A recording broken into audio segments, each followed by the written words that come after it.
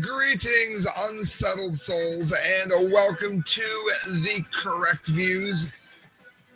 Sam I be Gangi doing political commentary for the Media Speaks. As you can see behind me, Fact Cam, all my sources on the screen. All of my sources today being one. Those of you that don't know, my band is opening for Pop Will Eat Itself at the Cleveland Agora. That's been some time-consuming endeavors being planned there. That's a Sunday actually, the 27th. And not to mention, we have all kinds of things going on with the show, learning new ways for, not going to mean as much to you guys, low def, high def, being able to zoom in directly onto the camera, onto the graphics, I should say, of the show. That is new. And lastly, I am now also a landlord, which is cool, but also taking all of my time as the property been underway. And guess what? During all of that, the news goes on. So I'm going to go ahead. I don't want to leave my regular viewers down. So I'm going to go ahead and do just one topic today. It's the regular listeners know that's rare. Look for longer shows going back to more of a normal schedule. I think I'll probably be posting again Wednesday. We may end up messing with Fact Cam here. If that happens, then we may do another short show tomorrow. So this could be a week where you want to make sure you hit subscribe. That's what I'm saying. All right, guys. On to the bank news. One of the most popular articles that I've ever written, and I would also say most well-received video when I read it, was How to Live Without Banks. Well, some people feel like they're standing out there nude if they're not on a bank somewhere. I've always tried to get away from it. They call me underbanked here because some people, they need a bank account for, cashing a check or something. Why, pray tell, would you leave any money in it? Because if you leave any money in it, ultimately, they're going to do what's called a haircut, or they're going to limit how much you can take out in the event of a bank run. They're going to do something like that. You're going to be hosed. So don't leave your money in a bank. I'm not going to go over that. Look up How to Live Without Banks. It's on my site. It's free. But listen to this. What's your preference when making purchases? This is Reason.com. Millions of Americans who avoid banks offer a peek at the underground economy. What's your preference when making bank purchases? Do you still swipe a card? Do you prefer to pay with an app on your phone?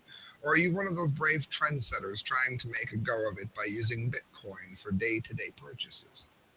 It's a changing world and an increasingly digital one, it says. Money often seems to be embodied more by the brisk transfer of electronic signals than by anonymous exchange of paper notes and metal coins. Denmark, this is a dreadful idea, actually plans to shut down the printing presses. And as you can see right there on FactCam, that's the link.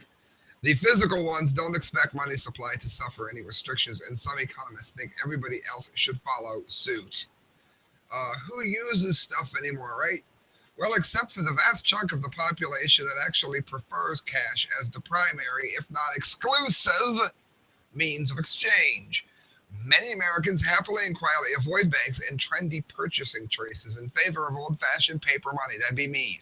Lots of business gets done that way, though nobody knows just how much, which is the whole point. Let me tell you something. Personal story. If I hire somebody to repair a house and they agree to work on the house in return for a place to stay, what business of that would that be of the government? Why in the world would you want to go to banks and pay bank fees and ATM fees and all of that for something that can be handled with a handshake and a receipt? That's what we're talking about. They're trying to make it so that you can't do anything anymore without being literally spied upon by the federal government.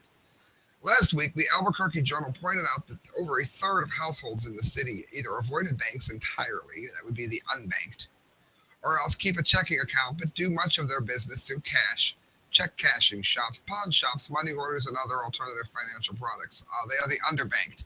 And again, I'm going to go from the unbanked to the underbanked because I'm going to have to be able to quickly make purchases. But again, I usually use debit cards and I almost exclusively use money orders. And if I do open a bank account, which I haven't done yet, you can rest assured that I'm not going to be doing much damn banking there because they're going to take it. And even if they don't, the fees that you're paying with money orders and that you pay to get checks cash are still cheaper than the fees you rack up with ATMs. Again, unless it's a huge check.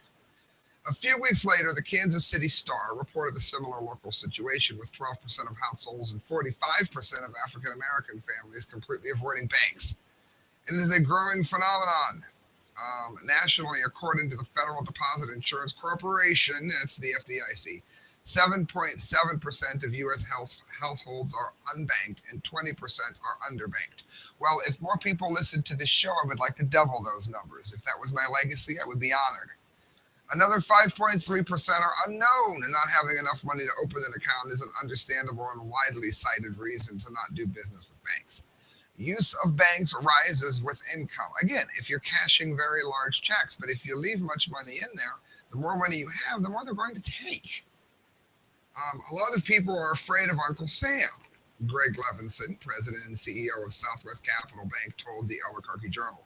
So many people are operating outside the traditional banking system and institutions by choice. They'd rather deal in cash, use prepaid cards when plastic is an absolute must. I'm a big fan of that. It says Edgar L. Feige, an emeritus professor of economics at the University of Wisconsin-Madison, agrees. His research suggests that the U.S. economy widely overstates the amount of currency circulating overseas, that domestic holdings of cash add up to $2,300 for every man, woman, and child in the country. Basically, they're worried that you're not going to pay your fair share, which, again, libertarians have been saying forever is exactly what would happen if the taxes were a part of what you purchased instead of what you made. That's been said forever. It says it's good news that there's more prosperity out there than we know. In other words, one of the ways that they can tell that this has happened is the tax rate or the banking rates or whatever will go down. The numbers for the banks will go down. But at the same time, let me go back to that. At the same time, spending will stay up.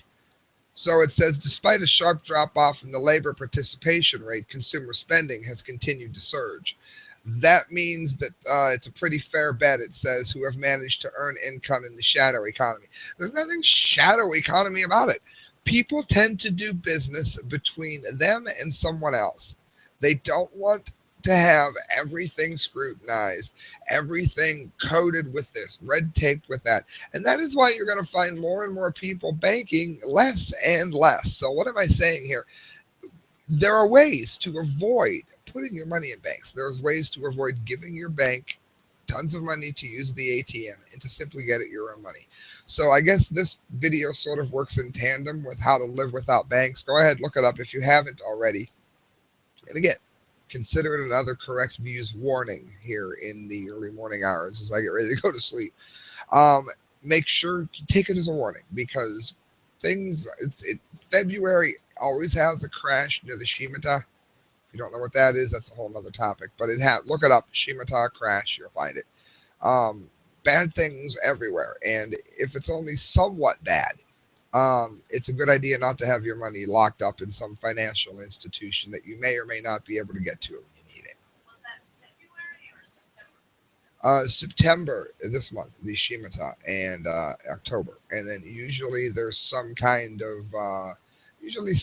of mess around February leading into the spring. Of course, the elections in full swing and all of that.